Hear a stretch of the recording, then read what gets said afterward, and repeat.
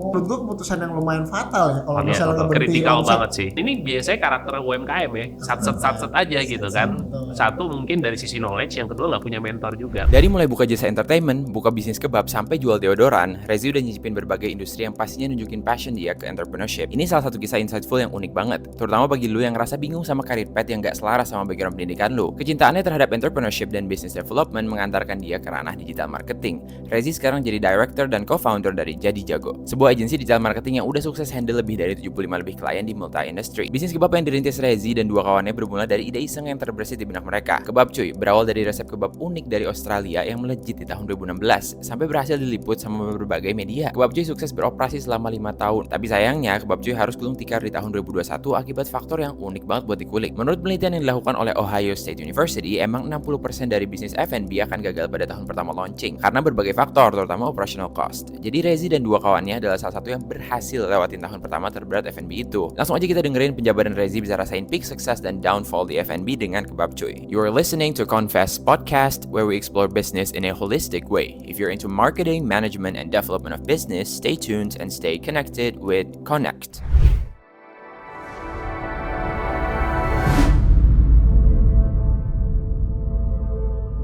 Selamat datang di Confess. Ini adalah podcast dari Connect, di mana kita akan menguliti para narasumber, para pebisnis-pebisnis yang akan melakukan pengakuan dosa dalam bisnis-bisnisnya sebelumnya ya.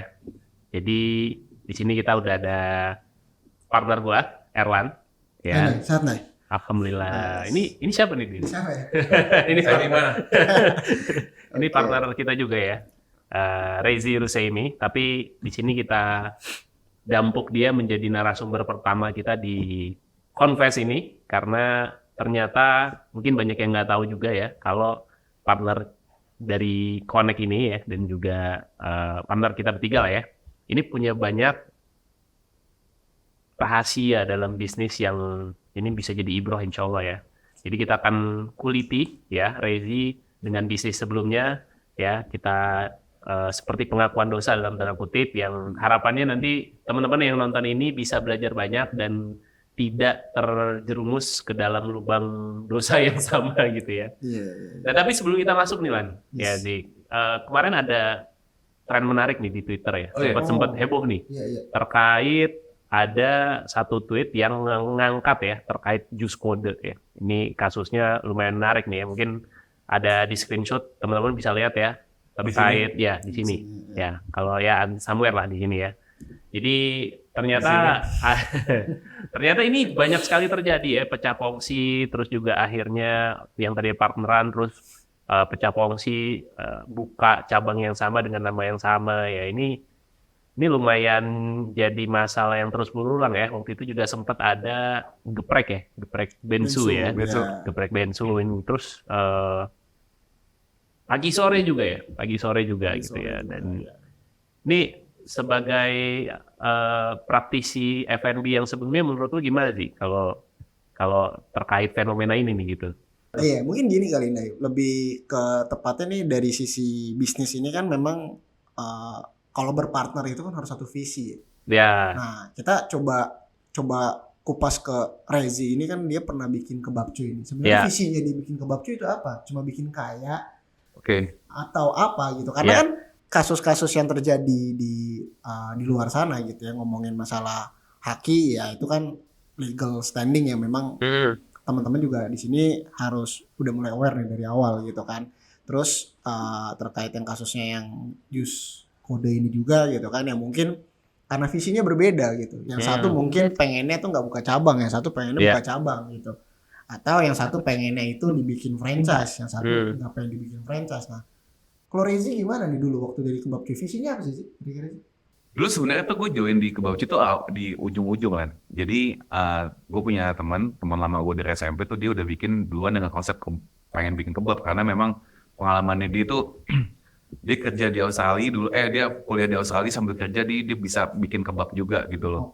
Oke, jadi dia punya pengalaman. Gue dulu pernah kerja di kebab gitu kan. Ketika dia udah pulang di Indo, dia pengen bikin kebab juga. Nah, konsep itu tuh udah ada kebab itu. Berarti di Australia dia jualan kebab? Apa bikin doang? Jualan, dia kerja Jualan? sama orang Pakistan kalau nggak salah. Oke. Ya kan, itu kebabnya memang konsepnya agak beda dia. Kayak saus beetroot, garlic sauce, dan lain-lain gitu. Oke. Nah, dia pengen bawa konsep yang di Australia itu, dia mau jual di Indonesia itu. Nah, konsep itu udah ada. Gue waktu itu cuman nongkrong sama mereka doang. Mereka mau bikin bisnis mereka awalnya berlima dulu rame kan. Gue cuma ikut nongkrong doang. Gue cuma ngasih ide-ide doang. Ujungnya itu cuma jadi ide nggak berjalan gitu. Ya, standar lah ya kayak Standar gitu kan. biasa Bawa gitu bapak kan. Gitu, Ngomongin. Berapa tahun kemudian, akhirnya mereka nggak jadi jalan. Terus gue yang ngajakin mereka lagi. Lo kebab lo kemarin gimana? Jadi jalan nggak? Enggak nih sih. Nggak ada yang serius. Yang serius cuma gue berdua sama Rian doang. Saya nama Rian nih partner gue. Yaudah jalanin yuk.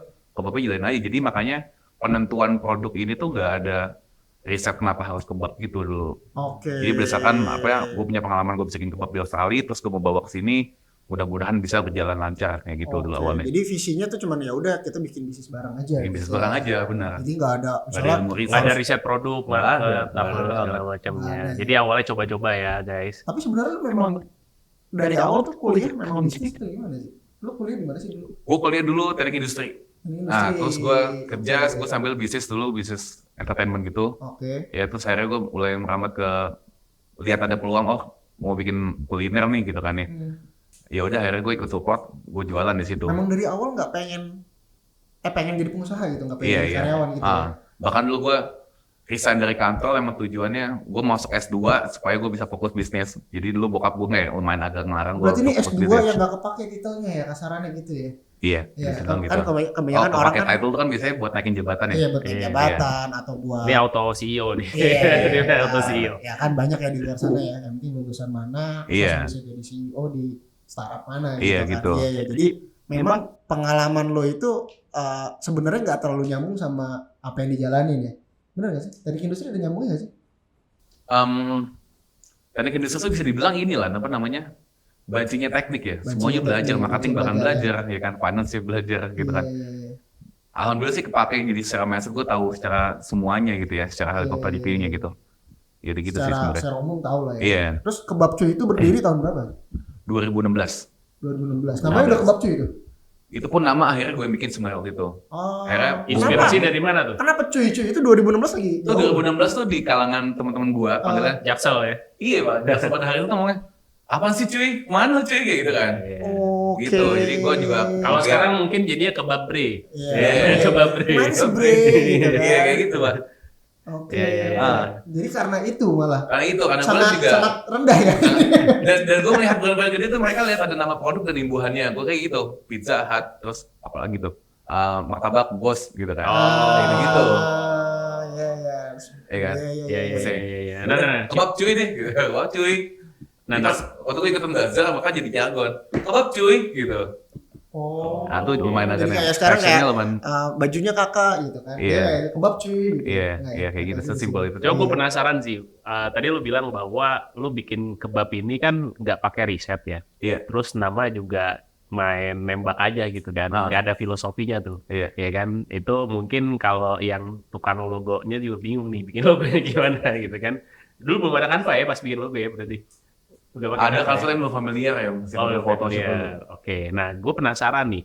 Kan pada 2017 itu untuk bisnis kebab tuh kan menjamur ya di mana-mana dan udah ada yang jadi itu Baba Raffi yang jadi tokoh main ya. kebab Baba Raffi gitu kan. Nah, gimana caranya waktu itu lu bisa pede nih anak kemarin sore gitu kan bikin brand kebab terus lu pede gitu masuk ke market apa aja nih sih yang lo lakuin sampai akhirnya kalau nggak salah buat teman-teman yang nonton ini ada VT-nya itu lo di interview langsung ya sama yang punya ini. Cerita dong itu gimana tuh step by stepnya. Perjalanan lumayan panjang. Awal gue bikin kebab cuy, gue tahu go to market strateginya, gue langsung ke cari bazar yang hype-nya gede deh. Oke. Saat itu Langsung bazar. langsung bazar. Offline activation tuh langsung ya. Activation langsung, ya kan. Gue lihat mana market yang punya daya beli tinggi. Waktu itu bazarnya di Konser Kahita, Pak. Oh. Iya kan. Konser Kahita lo tau marketnya mereka yang penikmat Kahita tuh punya 90s daya banget beli. tuh ya. Iya punya daya beli. Daya beli juga kenceng tuh. Saat itu gue kebabnya juga lumayan aneh, Pak. Lo lihat ada kebab isi dalamnya ungu gitu. Oh gitu. Bikin ungu. Saus beetroot, Pak. Saus beetroot, saus garlic, tzatziki gitu. Oh dulu belum Indomie tuh. Belum. Oke. Mesti kebab Australia banget nih. Wah tuh traction-nya gede banget waktu itu. Gue ke rumah Strategy ya mereka tahu semua kebab cuy waktu itu. Nah setelah beberapa event berikut, gue ya biasa ideal tanpa riset lagi. Kayaknya asik nih pakai dalamnya Indomie. Itu. Oke. Itu awalnya banget. Everybody's favorite tuh. Iya, gitu kan. Ibaratnya lu cuma sebatas kayak gue melihat setiap restoran tuh ada menu mati lah ceritanya. Jadi walaupun seafood pasti ada satu menu tuh namanya nasi goreng. Udah gue bingung pesan apa, nasi goreng aja deh kayak gitu. Aman ya. Menu amannya. Jadi itu salah satu turning point. Udah Indomie ini kayaknya oke gitu, kita coba ini di Indominya. Indomie apa tuh? Indomie goreng, Indomie rebus. Goreng awalnya. Indomie goreng gue coba-coba, terus akhirnya ujungnya sampai ke pakai Indomie rendang yang bumbunya lebih rendang. Nah terus out di situ malah dari menu-menu tadi yang kita aneh-aneh nih, tzatziki, saus beetroot, hummus gitu-gitu kan. Malah Indomie yang jadi pusat perhatian banget, Pak. Virality-nya di situ. Viral banget di situ. Iya. Gue coba ngomong teknis dikit ya. Iya. Teknis dikit. Ini kan kalau ngomongin F&B ini kan ribet ya. Iya. Apa masalah bahan baku segala Iya. macam, saus beetroot. Itu ngambilnya di mana? Emang banyak ya di pasar Gue gitu. bikin produksi sendiri dulu. Oh. Jadi gue bener beli buah bit, lo tau buah bit tuh yang Iya, kayak ubi iya, itu, iya. ya kan? Itu gue pakai presto yang gede itu sekitar 1 jam 2 jam. Itu kan buahnya keras banget, Pak. Iya. Udah di presto baru di blender, ya kan? Terus dibumbuin pakai jinten dan lain-lain. Itu Jadi siapa saus tuh beetroot. yang ngelakuin itu? Itu Bareng-bareng? resep Sena, resep partner gue. Akhirnya kita semua belajar, kita bikin produksi sendiri dulu Berarti semuanya. si partner lo itu memang udah bikin itu di Australia dengan cara yang sama gitu. Iya, dia udah tahu resep itu. Oke. Oke. Berarti ibaratnya udah proven di negara lain. Iya, Mencoba beberapa negara lain dibawa mencoba ke untuk sini. dibawa ke sini. Itu kan lumayan ini ya, karena buah itu kan cepat basi ya. Iya. Maksudnya segala macam itu bisa di frozen atau Bisa, segala di macam. frozen. Bisa ya? Aman. Oh, jadi aman lah ya dari sisi Iya, penyimpanan aman. penyimpanan apa segala macam. Hmm. Nah, kalau yang menu-menu bahan-bahan yang lain itu gimana? Yang repot itu bahan-bahan fresh ya, Pak. Kalau kita apalagi lagi di bazar itu yang paling mahal tuh lettuce-nya sebenarnya. Sebenarnya lettuce nggak mahal, cuman ini sangat fluktuatif ketika lo lagi cuaca di luar. Lo lagi Iya. hujan tuh dari awalnya sekilo bisa 14.000, pas lagi hujan bisa 40.000. Mirip kayak cabe ya, bisa naik turun gitu ya. Cabe Bisa parah banget dan bisa fluktuatif Iya. banget itu. Lagi musim hujan tiba-tiba ya di 40.000. Iya, ini mirip Makin sama langka. mood anak Jaksel sekarang, mood kan bisa naik. Iya, gitu. dan turun. Langsung Asli. kayak langsung kena mental health. Iya. Iya, jadi memang dari situ kan gue ngomonginnya, kenapa gue ngomongin detail terkait itu karena operasional di food itu kan lumayan lumayan Berperan penting ya. Iya. capek lah gitu ya. Iya. Kalau misalnya apalagi food waste lu gede banget benar. segala macam, itu sempat sampai mikir kayak gitu sih. Sampai akhirnya makanya gue melihat mana yang produk yang paling winning, ya kan? Dan ternyata produk winning ini alhamdulillah nggak membutuhkan lettuce itu. Oh, si kebab Indomie itu. Indomie ya. Ya udah akhirnya gue explore lagi menu yang lain tanpa terus membutuhkan si lettuce-nya dikit aja gue pakainya. Oke. Bahkan Indomie emang nggak pakai lettuce juga. Oke. Gitu. Waktu itu winning lu bikin kan itu offline tuh event. Iya. Habis itu lu bikin kayak toko Gue akhirnya bikin toko waktu itu. Jadi gue pakai food truck, ya kan? Dengan anak-anak muda yang soto ini, ada yang pengen invest gitu kan. Terus kita pengen lagi zamannya banget food truck dan kita pengen punya food truck juga deh kayak gitu kan.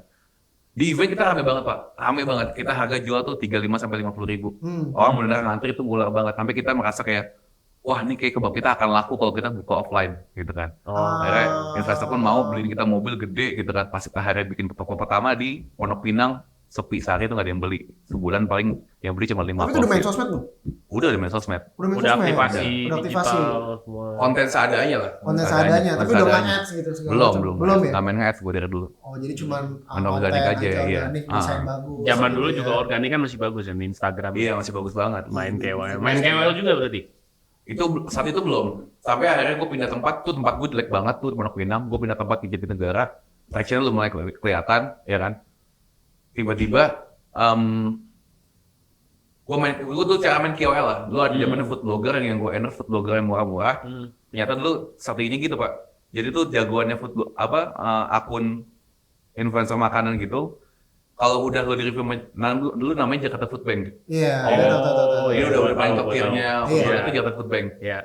Dulu pun uang gue juga nggak ada buat bayar dia gitu ibaratnya. Tapi yang gue bayar tuh yang mungkin yang kecil, yang foto blogger bagus, yang fotonya oke lah gitu kan.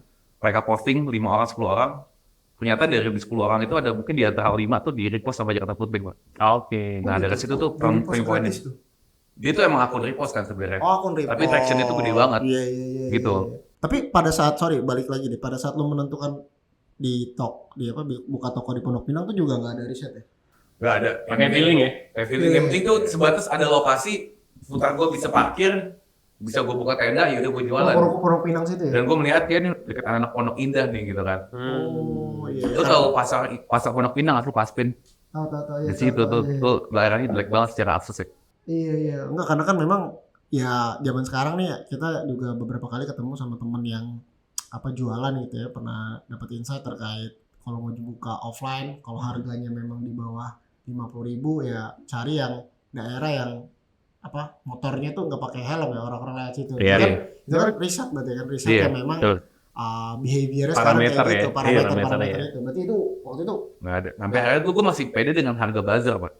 35, harga 35 tahun 2016 tuh lumayan makan mahal. Padahal saingan lu waktu itu kebab mungkin di situ banyak Babarapi, 15 jadi kebab gue premium. Oke. Saat itu. Dan lu juga buka di tempat yang menurut lu premium juga gitu ya. Iya. Areanya gitu ya. Waktu itu udah main GoFood juga gitu, GoFood, GrabFood. Main. Udah main ya? Udah main. Tapi masih nggak nendang tuh. Masih nendang waktu itu. Itu awal-awal banget ya, pas awal. Nah, turning point tuh pas lagi dengan gua kebab Indomie, tadi di repost sama Jakarta Kuping, se-impact itu Pak, zaman dulu main KOL. Di repost sama dia tiba-tiba, lo tadi yang orderan sehari mungkin cuma 5 porsi deh, tiba-tiba jadi 20-50 porsi sehari deh. Masih di Pondok Pinang tuh? Enggak, tuh pas gue udah pindah, tempat itu emang jelek banget. Pindah ke Jatinegara. Oh, lo pindah Jatinegara, sebelah Jatinegara. Oh, itu bentuknya gerobak atau mobilnya tinggal gue pindahin di sana. Oke, lo ngetem lah ya di situ ya? Iya. Parkiran VIP-nya di situ, gue takut sana. Gitu. Oke. bayar sih kalau kayak gini. Bayar kalau cuma bayar 5 juta ya. Sebulan? 5 juta sebulan. Lumayan mahal ya Mbak. Iya, 5 juta sebulan. Lu buat parkir. Buat parkir doang. Iya, buat parkir doang Mbak. Iya, dan itu gua nggak tahu deh kan, kalau di mobil kan memang bisa mobile ya untuk alat apa segala macam gitu kan. Cuma kan itu risiko gede juga kan. Iya. Risiko gede juga kok. Apalagi kalau misalnya kita lagi meninggal, lagi sholat misalnya gitu kan. Itu di situ ada makanan, ada apa segala macam. Nah itu dipikirin gak sih risiko-risiko itu waktu itu? Karena itu kan toko pertama juga tuh. Itu soalnya ini Pak, kayak Citosnya Jatinegara. Jadi toilet buat umum. Oh. Enak sebenarnya. Oh, yang kayak punya Jatinegara Entertainment namanya. Iya. Sekarang udah nggak ada ya? Nggak ada ya. Lu kayak parkiran di parkiran. Tapi di situ juga ada ini kayak. Asal ada tempat waktu itu sebenarnya. Asal tempat kayaknya oke nih. Tempatnya daerah macet gitu kan. Bisa parkir. Karena konsepnya kita melaksanakan food truck kan waktu itu. Iya gitu.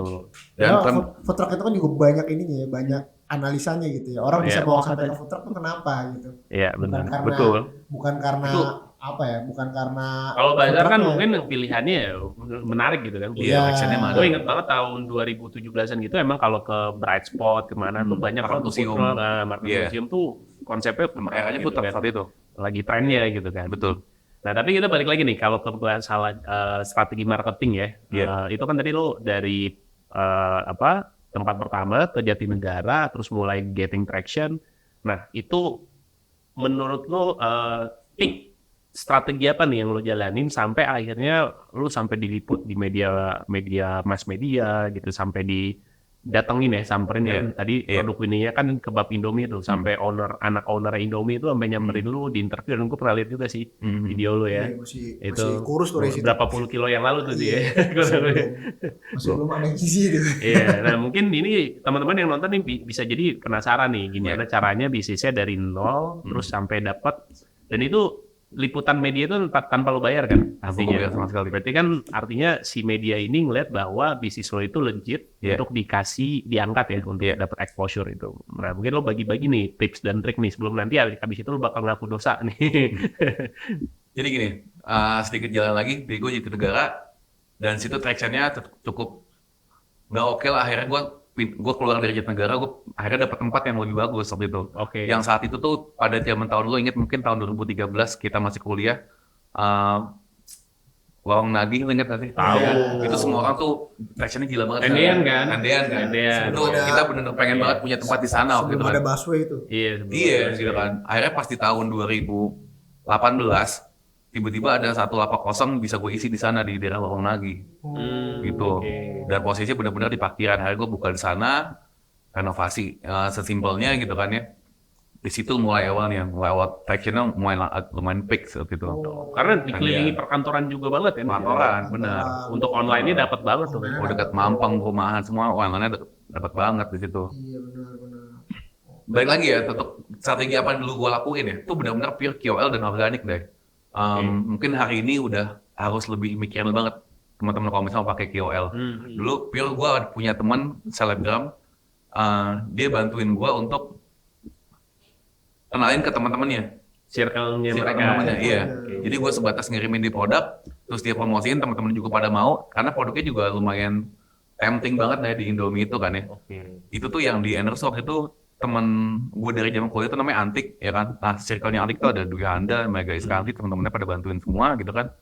Nah saat itu TV melihat apa yang lagi viral di Instagram. Iya kan? Sekarang kayak gitu Dan nggak sih? sekarang sampai akhirnya semakin lagi kayak gitu gitu kan. Karena kayak kerjaan Saat itu awalnya mulai TV itu nyari bahan yang Sekarang ada kan di TikTok ya. Instagram. Sekarang TikTok Sekarang yang kemarin TikTok. tuh ada yang viral di Depok tuh. Iya, yang sikat gigi di Momera. Iya.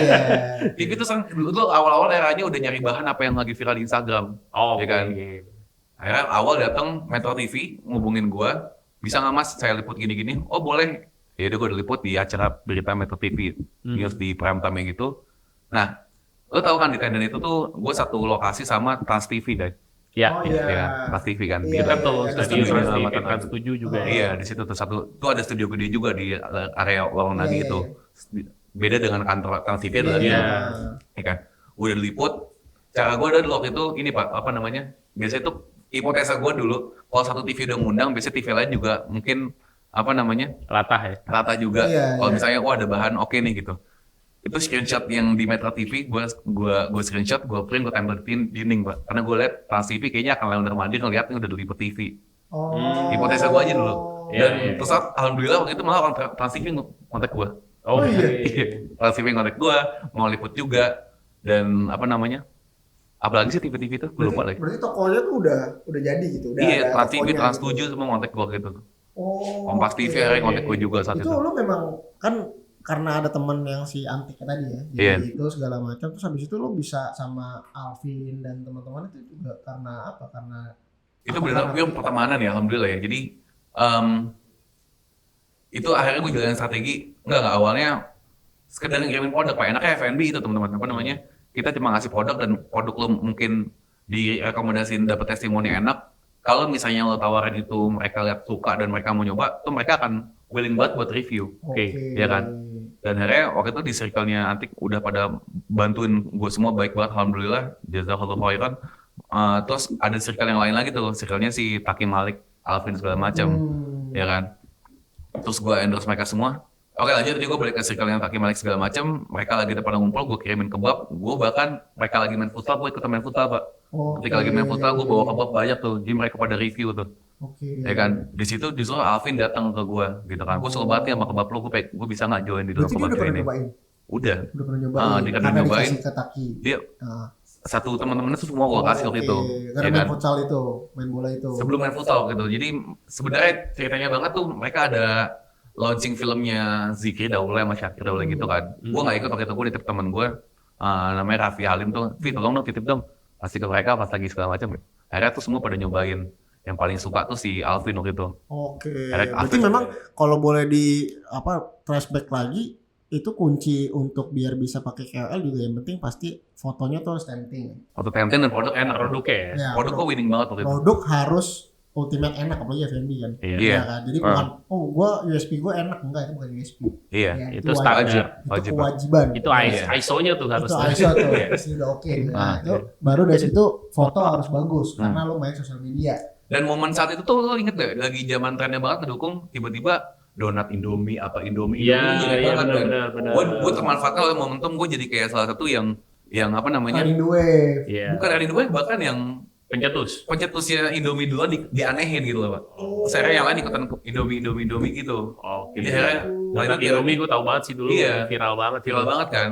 Iya. Makanya waktu itu bahkan ada Indomie boba ada di aneh-anehin waktu itu kan. Makanya salah satunya Pakson Salim datang ke tempat gua Nanti interview. gimana tuh caranya dia tiba-tiba datang Waktu itu gue juga nggak tahu, itu banyak banget yang nge-post gue di DM. DM kebab cuy Di itu. Kebab Cuy, iya. Oke. Waktu itu kalau nggak salah agensinya yang ngubungin gue. Jadi itu emang ada agensi yang mau bikinin campaign-nya si Akson Salim dengan Indominya gitu kan ya untuk di acara Idea Fest. Dia mau datangin Akson Salim ke sana gitu kan. Bisa mas di interview segala macam. Oke. Ya udah akhirnya dia datang ngobrol gitu di sana. Oh gitu. Gitu. Baik ya maksudnya. baik banget sih. Baik ya. Dia lu dikasih Indomie sama dia? Enggak sih. Enggak ya? Ah, enggak. Oh, Bahkan enggak. sampai setelah itu gue diundang di tim manajemennya Indomie ya, di gedung Indofood itu, di besok presentasi gue tuh jualan gue produk apaan sih gitu kan. Gue nggak tahu tuh objektif untuk apa. Gue diundang sama mereka. Baik. Oke, balik lagi sih. Jadi pada saat udah diundang sama Pak Axton dan segala macam, berarti kan udah dapet nih hype-nya, udah diliput TV juga segala macam. Berarti itu semua dokumentasi itu lo masukin ke sosial media ya biar Gue sosial media semua, biar- makin mancing lagi. Authority ya. mancing lagi. Oh, iya, credibility. Angkat credibility Terus brand gua. tadi sampai bahkan si apa namanya Alvin itu Arif join. Iya. Dan itu berarti dia join ke dalam berarti jadi owner gitu, dapat share. Jadi waktu itu Pak, gue kan nggak nge siapa aja, banyak banget waktu itu Lan, yang bahkan kalau hari ini kan mungkin kita di webinar kita ngasih saran lo post Selebgram itu buat lo tawarin review produk lo gitu ya. Iya. Saat hari itu tuh influencer, artis, Selebgram yang nge-DM gue Pak, Oh, pengen iya. beli produk gue dan pengen nyobain. Nah, ya mereka mau beli karena gue notice centang biru nih, zaman centang biru belum dijual kayak sekarang ya. Iya. Jadi kita notice centang biru pasti Selebgram nih. Gue nggak boleh dia beli, kita kirimin produknya aja kayak kalau dia mau beli ya udah gue lebihin. Dan mereka tuh pada nge-review dengan sangat total main di Lu IG story pakai itu kayak impact banget. activation datang ke dia gitu nggak sih? Datang nganterin apa Enggak, segala itu macam. rame banget lah ke toko gue. Karena gue sambil harus kerja juga di dapur waktu itu. Oh, CEO beneran nih. CEO beneran. Chief Everything Lu Officer. karyawan berapa karyawan waktu lagi zaman-zamannya vibes-nya tinggi Karyawan gitu? gue 3-4 sih kayaknya. Iya. Cuma 3-4 doang. Oke, jadi pada saat udah viral, terus kalau nggak salah tadi juga dengar si Alvin tuh sempat mau masuk ya jadi Iya, owner gitu. iya. Gimana ceritanya? Jadi awalnya banget tuh saat itu bahkan di eranya influencer dan selebgram tuh banyak banget nge-DM gue kan. Oke. Pengen nyobain produknya, pengen beli gitu kan ya. Nah, satu hari waktu itu yang nge-DM gue itu Alvin, ya kan. Gue waktu itu nggak tahu Alvin siapa tuh. Dia akunnya namanya Alvin 411 gitu kan. Iya. Siapa nih angka gitu kan. 14 tuh, Allah maksudnya. Iya. Atau enggak 4 November lagi di besar kemarin. Ya kan. Apa namanya? Oh dia rumah di Sentul, dia mau beli tapi dia nggak tahu gimana caranya karena ini jauh banget, bisa nggak gue dari ke Sentul gitu kan. Pas gue cek, wah gede banget followernya nih, 1 juta. Udah Jadi lama gue tuh. yang balas. Itu lama tuh. Itu 2000, Nggak maksudnya ininya lama nggak? Jarak lo. enggak, ya sehari 2 hari kayaknya deh. Oh gitu. Dia Iya sempat lumayan, nggak sempat agak nggak baca tuh. iya sempat agak kebaca, Oh. ya kan. Oke. Terus apa namanya? Gue kenalan, gue Rezi segala macam, gue antar langsung aja deh ke sana ke Sentul, ya kan. Ya udah gue anterin.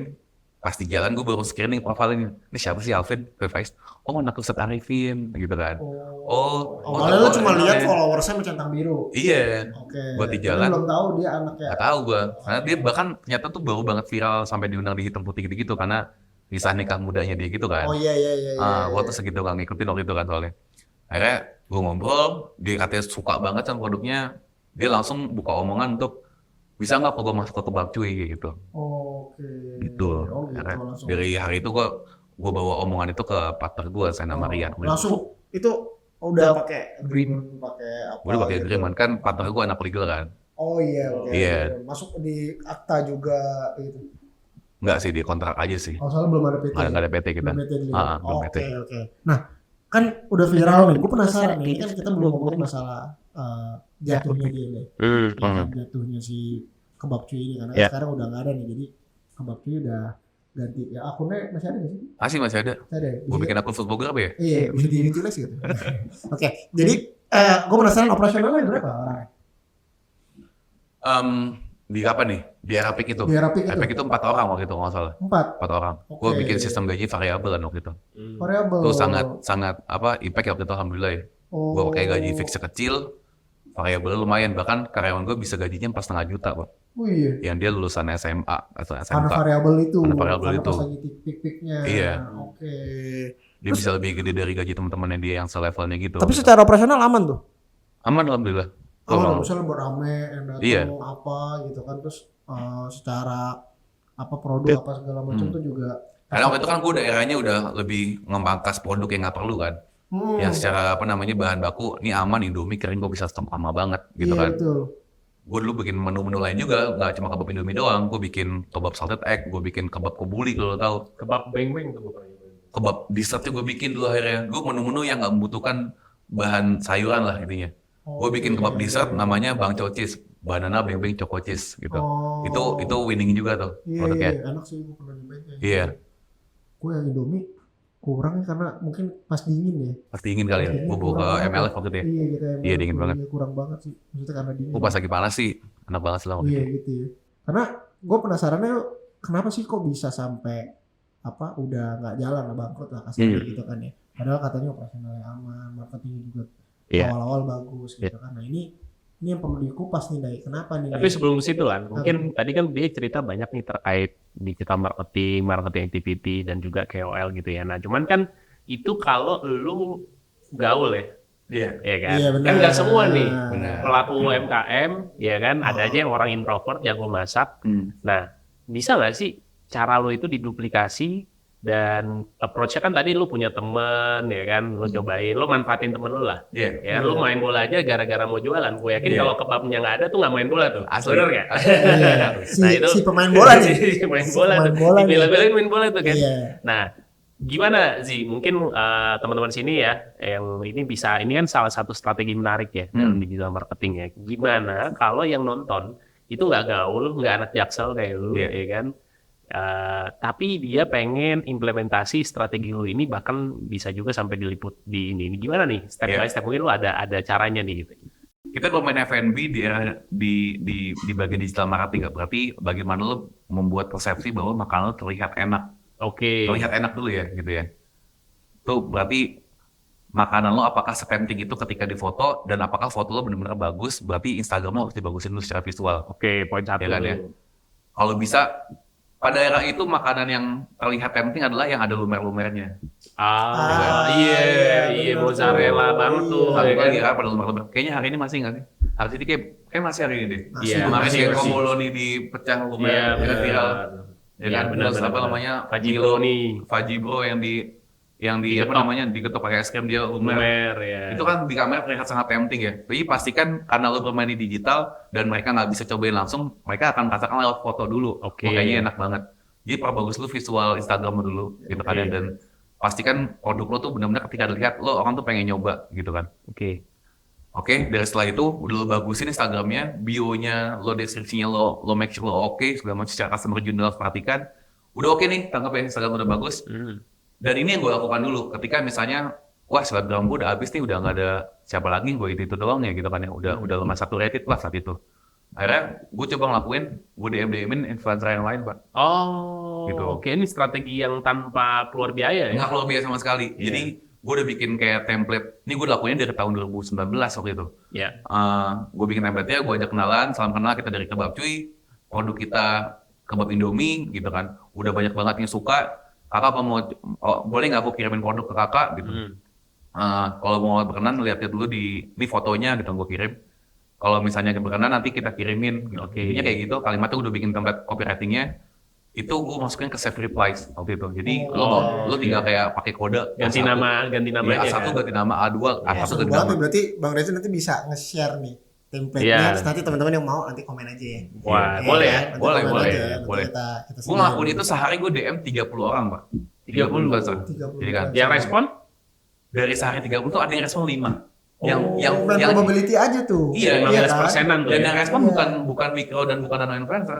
Oh, yang Yang gede-gede? Akun follower itu 1 juta, 2 juta Pak. Oh, itu mungkin karena juga mereka udah ngeliat ya, Iya, mereka yang tuh- sebelum-sebelumnya udah nge-post gitu ya. Influencer itu activity-nya itu mereka penggiat Instagram ya. Mereka Iya. akan ngebacain DM anyway juga. Oh, iya. Karena Nah, ngebacain DM, gue kenal beberapa dari mereka activity kayak gini, mereka baca DM juga, bacain komen juga. Nah, kalau bisa ada DM yang menurut mereka, siapa yang DM gue? Pasti mereka akan ngelirik profile kalau mereka notice lo gitu. Wah enak nih kayaknya nih. Iya. Maka itu dia. Lu sebelum lo DM mereka, pastiin lu secara visual tuh oke, dan ternyata makan lo tempting. Pada saat visit ke Dan profile mereka terlihat Instagram suka, dan kita, mereka memang cocok sama produknya, lo kan direspon. Gue tuh direspon dari 30 orang, ada 5 orang yang respon gue, boleh kah kirimin aja gitu kan. Ya mungkin ada yang ngasih red card, gue gak ada uang buat bayar red card gitu kan. Iya, iya. Gue respon yang mau aja gitu. Iya. Itu follower Ini 2 bisa juta. banget implementasi sama teman-teman UMKM. Iya, bener banget. Karena zero cost kan. Zero cost Ya, banget. dan kita juga nothing tulus juga ya. Artinya itu Itu cuma DM main aja. probability tadi. Iya, Iya. tadi berarti kalau 30 respon sekitar 15% ya. Jadi Iya. kalau kita bisa 100 DM ya 15 yang 15. respon. 15 lumayan, 15 followers 2 juta. mau 15 kalau satu followersnya, satu influencer satu followersnya 10.000 aja, ya kan berarti kita Iya. ada 150.000 followers, potensialnya yang bisa ngeliat produk. Iya. Apalagi waktu itu algoritmanya masih bagus. Masih bagus banget. Masih bagus. Ya, Terus yang kedua apa tuh sih? Setelah udah Instagramnya bagus, terus DM, Hmm. dua DM tadi Iya. dua DM ya. Hmm. Ini apa? Aktivasi data di sana nanti gimana? Perlu Apa nggak sih? riding the wave kontennya atau gimana? Oh gitu. UGC atau apa gitu. Waktu itu selalu testimoni yang bilang itu enak selalu gue tampilkan, Pak. Oh, Oke. iya, jadi Artis makanya- juga. Makanya penting banget itu tuh kita pemain yang UMKM setiap ada yang ngomong ngasih complimentary ke lo, ngasih pujian makanan ke lo, itu lo kalau langsung kumpulin itu aset buat lo. Oke. Lo konten pulang ke Instagram. Oke. Jadi ketika ada journey atau traffic yang datang ke Instagram lo, mereka tuh belum pernah nyoba makanan lo. Cara mereka menilai makanan enak apa enggak dari testimoni yang lo tampilkan di situ. Oke, berarti persepsinya berarti harus ditambahin lagi Harus ditampilkan lagi. Iya. selain tempting produk dan segala macamnya, terus harus ada konten UGC sebetulnya. Iya, nih. iya, Iya sih, benar. Kan? Jadi ada testimoni, tapi Betul. juga ada seleb kan. Iya. Seleb yang ngomong juga banyak ya. Banyak banget, udah banyak banget dulu. Banyak banget ya. Banyak Berarti dulu juga udah ada highlight, lu bikin highlightnya lo Iya. rapiin gitu ya? Iya. Oh, Iya Oke, banget. highlight dirapiin dan segala macam. Tapi belum main ads ya maksudnya. Gue gak main sama sekali. Nggak main ads organik sama ya? sekali. Gue sampai Organik tuh ya. setelah itu gue bikin bisnis di Ona, gue main full organik sampai gue kenal Pak Mandai. Oh, oke. iya. Oke, kita Nah, itu beda topik tuh Beda nanti. topik. Nah, kita ke topik utama dari Confess ya, di mana Iya. kita akan belajar pengakuan dari para narasumber yang punya story ya, naik turunnya bangun bisnis ya. Iya. Tapi itu juga insya Allah jadi ibroh ya, jadi apa namanya, pelajaran penting ya, yang Betul. mungkin nanti bisa ditonton dan juga bisa dipelajari Praktekin lah. dan dipraktekin dan dihindarin gitu ya. Dihindarin, Nah, betul, kita masuk ke betul. topik utama nih Lan. Iya. Ya, Nah, jadi Bangkrut bangkrut itu itu kan kan ada dua sisi ya. Iya. Ada yang memang bagus, ada yang Iya. nggak bagus gitu. Betul. Karena pasti ada hikmah di dalam suatu kejadian gitu. Hmm. Nah, Apa sih pelajaran dari kebab cuy atas kebangkrutan itu? Oke. awalnya tuh gimana tuh? Awalnya gimana tuh pelajaran terbesar itu apa? Kapan lu nyadar gitu? Jadi gini, Pak, ini balik lagi. Gue baru inget tadi sebelum kita bang. Jadi gue ada misi yang gue baru inget kenapa gue kok jadi gak fokus gitu kan. Dulu tuh gue mulai bisnis ini keluarga gak ada yang dukung. Sampai akhirnya tractionnya jadi peak banget sampai di TV. Akhirnya keluarga gue dukung. Bahkan Oke. bokap dan bokapnya partner gue pengen nambahin duit buat bagusin aja kebab cuinya. Bangun yang gede, yang bagus gitu kan ya. Oh, Kita taruh deh sekian puluh juta gitu kan. Saat itu pas ketika ada duit tambahan masuk, kita balik lagi kita nggak riset apakah iya perlu ini 50 apa 1 juta total waktu itu tadi perlu buat untuk direnovasi gitu kan ya. Kita yang penting udah bagusin nanti kayak gitu. Dan masalah alokasi budget ini yang gue waktu itu nggak gue pertimbangkan sama sekali. Oh, Ada modal 100 juta dibangun total habis buat renovasi semua. Lo bayangin renovasi itu butuh waktu lama banget waktu itu. 6 bulan lebih, bahkan hampir 6 bulan lebih lah, lama banget. Akhirnya 6 bulan ada operasional, sampai ketika misalnya duit udah habis kan, ya kan. Ternyata kan butuh ada fase launching lagi, dan butuh harus ada marketing cost lagi sebenarnya. Oh. Itu 100 juta tuh udah habis. nggak ada. Berarti Udah 6 habis bulan bukan itu, apa sih? sorry gue potong. Nggak ada 6 bulan- omset. Nggak ada Nggak ada omset. Nggak ada omset, Oh. nggak ada omset. Nah itu Iya kan? berarti itu di luar apa namanya radar lu ya. Jadi lu cuma mikir renovasi tapi lu lupa mikirin Iya. untuk 6 bulan itu duit dari mana Atau gitu. dia nggak Iya. mikir ini kali pada saat renovasi, udah ada ini loh, timeline. kira-kira jadinya kapan, apa segala macam. gitu. Tamat ada, tapi ternyata kodok pas jadi kan, itu hari pertamanya pandemi Pak. Oh 2019 Bisa aja sebenarnya gue bisa launching tanpa budget marketing cost yang gede dengan cara yang gue pernah lakukan ya. Iya, iya, iya. Pas lagi udah mau jadi itu pandemi. Enggak, berarti- Ingat kalau pernah ke Babci pas udah direnovasi itu Iya. kita lagi PSBB banget waktu itu Iya, pertama. Iya. nggak, maksudnya berarti dalam waktu 6 bulan tadi kan kalau bilang kan kosong omset. Iya. Itu kan kalau dari sisi bisnis kan itu udah bisnis interruption, udah Iya, berantakan. iya, Terus bener, pokoknya iya. udah kayak nggak ada omset tuh Iya. bukan bisnis. Iya, ya Buat kan? bisnis bener. Ya kan? Itu kok bisa Sampai sampai rolling, memutuskan war war enough, enough, nggak boleh lagi tadi. Itu masalahnya. Kenapa tuh? Kok Bisa bisa memilih itu apa karena lu memang apa udah merasa aman dengan saving cost yang ada selama 6 bulan gitu, untuk bisa bayar karyawan apa segala macam gitu. Saat itu karyawan nggak ada loh. Itu karyawan cuma satu yang kita bayar. Orang tuh lagi lagi drop bro. lagi agak drop lagi. Lagi ngedrop Lagi tuh. oke lagi omsetnya tapi lagi nggak jualan waktu itu. Tutup lah, Babci waktu itu tutup. Oh gitu. Tutup. Bukan karena renov tutupnya. Bukan. Karena Bukan memang renov. udah Enggak, karena renov. karena renov. Kita tutup dulu aja. Makanya gue nanya Iya kenapa kau bisa memutuskan renov? dan menutup omset lo gitu. Iya. Ibaratnya itu keran rezeki lo pencarian kan. Iya. Maksudnya lo berani ngambil resiko ini 6 bulan Ini gue renovasi analisa tutup nih, gitu. gue coba analisa nih. Benar. Ya, apa namanya? Ya, gue udah tahu lah. Apa kita udah analisa juga gitu. Gue analisa gue adalah Kalau misalnya memang rezeki yang dari situ, ya kan. berarti itu bangun yang dia meninjau secara ekstrim itu. Ya. Tapi kalau dia punya rezeki yang lain atau punya Karena apa lain, dan dia harus merasa punya safety net Iya. Oh, secara personal ya? personal. Iya. Nah ini kan ada founder nih. Para founder Ada ya. para founder nih. Iya. Nah, para founder ini berarti punya income lain kan. Iya, benar. Lu pun Jadi, juga punya gue income bertiga lain. dulu apa namanya sebelum ini direnovasi, partner gue dua-duanya kerja kantoran. Gue yang fokus yang di toko gitu ke depannya. Nah, pas lagi di momen itu gue punya bisnis yang lain memang. Gue punya bisnis yang lain, gue punya bisnis Ini coffee kan. shop, gue punya bisnis fashion, gue punya bahkan deodoran waktu itu. Ini pelajaran ya maksud Iya. gue. Kenapa Rezi dan teman-temannya itu bisa memutuskan untuk ya udah kita renov aja dan quote and quote men-shutdown selama Ya. kurang lebih masa renovasi itu. Karena gitu. shutdown itu kan bisa jadi ya, misalnya plan B-nya adalah mereka pindah ke tempat jadi punya ghost kitchen. Tapi Iya. operasional secara online Iya. bisa jalan dan momentum nggak hilang. 6 bulan lumayan loh untuk bangun momentum itu kan susah, Wah, kita iya. paham ya. 6 bulan udah anak udah mau lahir tuh Pak. Iya. kan 3 bulan lagi gitu. Maksudnya Bener. ini menurut gua keputusan yang lumayan fatal ya kalau Iya, misalnya ngeberhentiin kritikal omset. banget sih. Iya, ngeberhentiin omset tuh lumayan fatal. Bahkan kalau di pelajaran yang yang gua tahu gitu ya, bahkan para perusahaan-perusahaan itu menyiapkan crisis management Iya, namanya. business continuity. Iya, ya. business continuity plan. Kalau di IT ada disaster recovery plan. Gitu. Iya. Ini bahkan dia membuat dirinya disruption sendiri gitu. Iya. Dia membuat dirinya disaster sendiri gitu. Iya. Dengan keputusannya dia gitu. Bermain api dia. Nah, ini berarti kan mungkin knowledge-nya analisa gua ya knowledge-nya mungkin belum dapat. Yang kedua mungkin dari sisi Ada backup plan itu. owner ada backup plan. Jadi ada safety net gitu. Kalau lo nggak punya safety net nggak mungkin, Pak. Lo berani. Bener. Bener gak sih? Benar-benar. Iya sih. Oke, berarti pelajaran memang ada fokusnya juga pecah. Iya. Ya karena punya other income pasti kan balancing fokus Iya, juga. iya. Apalagi kalau Bener. misalnya income yang di sini tuh nggak sebesar income utamanya, udah pasti Ya, jadi class priority. betul. Gue juga pernah ngalamin hal demikian gitu kan. Betul. Makanya harus kasarannya kalau misalnya mau bisnis tuh harus bakar kapal. Yes. Benar. Ya kan, Nah. biar bener-bener ya lo Fokus di situ. Iya. fokus ya lo Jadi capai- satu kapal yang bareng, ya kan? Kapal yang 8 ditinggalin. Iya, memang harus Jadi begitu. kalau tenggelam bareng gitu kan. Tenggelam harus tenggelam bareng gitu. Oke, berarti itu pelajaran juga ya, juga ya.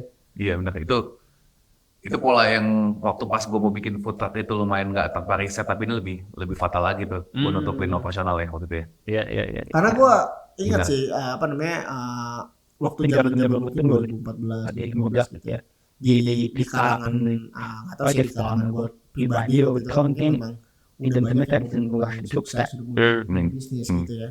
Cuman kalau dari sisi personal memang itu belum kuat secara finansial dan dia nggak punya safety net dan dia harus bekerja. Dia pilihan menjadi bikin sistem partner tuh udah pilihan yang tepat. Iya. Padahal itu sebenarnya kurang baik sebenarnya. Sebenarnya sangat kurang baik. Karena ya akhirnya jadi pecah fokus sebenarnya. Iya. Pecah fokus dan akhirnya mengorbankan partnernya ya kan? Atau bahkan mengorbankan uangnya mereka sendiri. Iya. Di zaman itu mungkin kita mau bikin bisnis yuk, tapi partneran. Tapi Iya. semua partnernya, semua foundernya sibuk juga punya yang lain. Iya, punya mainan lain. Punya mainan lain. Tapi ya itu mungkin di zaman itu ya. Kalau di zaman ini mungkin beda cerita gitu Iya, kan. iya. Mereka udah gampang aja kan, tinggal TikTokan apa Iya. segala macam bisa dapat penghasilan. Nah itu baru salah satu faktor. Ada faktor lain nggak sih menurut lu kenapa akhirnya lu memutuskan untuk ya udah deh kita udahin deh kebab cuy gitu. Tadi- Selain yang faktor tadi. Tadi kan salah satu penyebabnya adalah momentum 6 bulan hilang pak. Ya kan Iya. ketika udah jadi overall pandemi, ya kan behavior orang untuk jajan itu Iya. sangat berubah drastis, Iya. ya kan. Betul-betul itu. Trust orang untuk mau jajan di luar tuh dulu sangat Iya, karena faktor virus, Iya, takut, betul. hygiene dan Iya kan? segala macam ya. Parnoan lah waktu itu Benar. ngangkat semua. Sebenarnya faktor Dan- pertama bukan itu sih momentum hilang sih kalau menurut gue. Pada saat ini momentum dari sendiri Iya, iya. Yang pertama itu kan. Tapi Tapi yang kedua momentum Akibatnya setelah itu ada si pandemi itu Iya, kan. itu eksternal ya. Iya, Eksternal faktor. eksternal Iya. faktor. Internal faktor yang tadi itu. Iya. 6 bulan itu udah momentum udah hilang pak. Iya. Passion udah hilang tuh. Diperparah sama ya udah Ketika gue di siap mau buka, ketika momentum lo udah hilang itu, Iya. ya kan? Iya. Nah, plus gue bertiga ownernya. Gue apalagi udah ada bisnis coffee shop juga waktu itu sama Ricky Harun gitu kan ya, sama Mas Adrian Maulana. Jadi fokus gue udah pengen ke lain-lain gitu kan. Gak seperti fokus kayak awal ketika mau bikin ini tak putusnya cepat ya kan. Di saat itu tuh semua bisnis F&B yang lain pakai misalnya macam Holy Cow deh, tetangga gue Holy Cow dulu. Dia bisa tiba-tiba jualan steak frozen dengan udah ada bumbunya dan lain-lain untuk lo tinggal masak di rumah rasa steril. Itu cepet banget mereka untuk bikin kayak gitu kan. R&D-nya jalan tuh. Cepet banget mereka, iya. Jadi lo nggak bisa datang ke sana, yaudah kita datang ke tempat lo dengan apa namanya persepsinya ini makanan sangat steril, lo tinggal bisa masak di rumah. Lo tuh campaign-nya masak di rumah. Sama yang lain juga waktu itu pada saat masanya itu adalah kopi literan tuh. Kopi literan Cetusnya di situ tuh, Iya. ya kan. Iya. Nah tapi itu nggak kepikiran ya waktu itu. Di situ karena fokus kita ownernya udah kemana-mana ya gitu kan. Iya. Terus keputusan kayak gitu tuh lama banget. Lambat ya. Lambat banget, iya. Oke. Lambat banget dan kita nggak bisa dapat momentumnya lagi ngejarin gitu. Nggak bisa ngejar lagi. Sampai akhirnya kita masih bertahan dengan konsep bangunan baru kayak gitu setahun atau 2 tahun gue lupa ya. Setahun kalau nggak salah ya, sebetulnya setahun. Setelah itu udah deh kita sewain aja ke orang lain bangunannya. Gitu. Jadi lo merenovasi untuk orang lain sebenarnya. Iya. Gue sewain ke orang lain. Jadi lu dari bisnis F&B jadi bisnis properti ya. Asli. Bisnis kos-kosan ya. Gue sewain ke orang lain. Oke. Jadi kalau dibilang apa namanya, kalau memang bisa apa namanya ambil momen itu bisa jadi tetap jarang. Bisa jadi ya. Iya. Bisa jadi. Karena kita ngeliat ya pada saat waktu dulu pandemi ya banyak banget bisnis-bisnis itu yang malah rising up banget gitu loh. Dan bahkan banyak bisnis-bisnis yang udah settle malah tutup gitu loh. Berarti kan kata kuncinya adalah adaptif ya. Iya. Kita harus adaptif dan untuk adaptif itu kita harus fokus. Iya. Ya itu mungkin keyword yang gue coba tangkap ya. Kalau misalnya kita, kalau gue lihat ya tadi berarti yang pertama adalah dari sisi, ini pelajaran pentingnya ya, dari pengakuan ya, confession dari pengusaha F&B ini, ex-pengusaha F&B ini adalah pertama adalah dari sisi strategic decision-nya. Ya, untuk continuity bisnis ya itu nggak diperhatikan tuh. Ya, itu bahaya. Jadi dan ini biasanya karakter UMKM ya, sat-set aja gitu kan. Satu mungkin dari sisi knowledge, yang kedua nggak punya mentor juga untuk temen ngobrol yang lebih luas ngeliatnya ya kan. Bener nggak? Mungkin kalau dulu waktu itu ada mentor, ada pebisnis yang emang udah mapan di F&B itu bisa ngasih masukan gitu sih, jangan sih, mendingan lo gini ya. Sebenarnya lo ada teman gue Pak, dia udah usaha lumayan gede juga. Dia udah ngelarang gue 1 juta dipakai buat bangun itu. Oke. Dia udah punya Patria tuh, Patria. Gue udah deket banget sama dia dulu. Lo ngapain 1 juta buat itu? Mending lo buat buang Deona dulu, gitu kan? Dia ngomong gitu loh. Iya.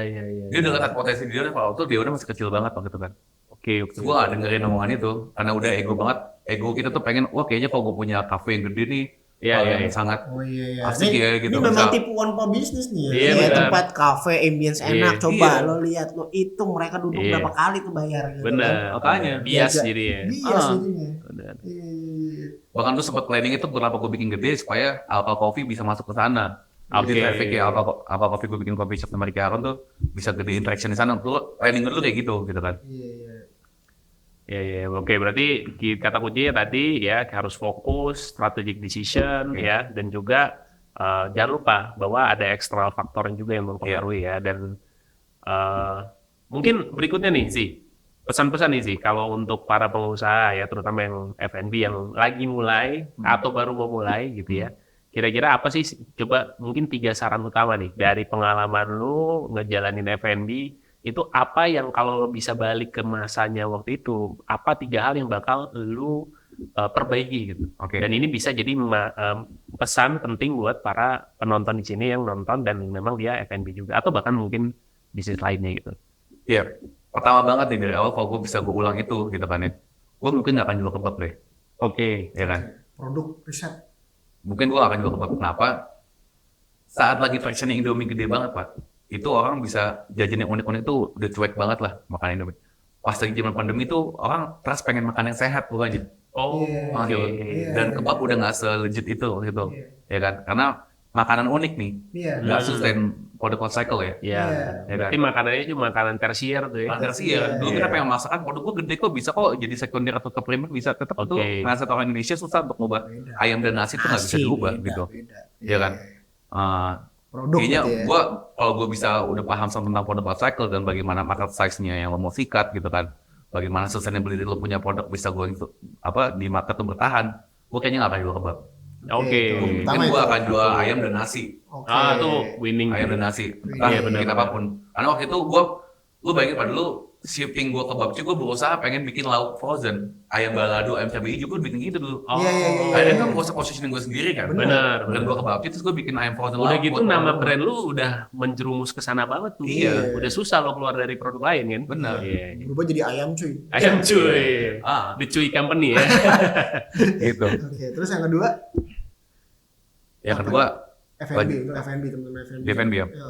Kedua bisnis harus fokus memang. Oke. Fokus. ya. Lo walaupun lo partneran tiga-tiganya harus fokus.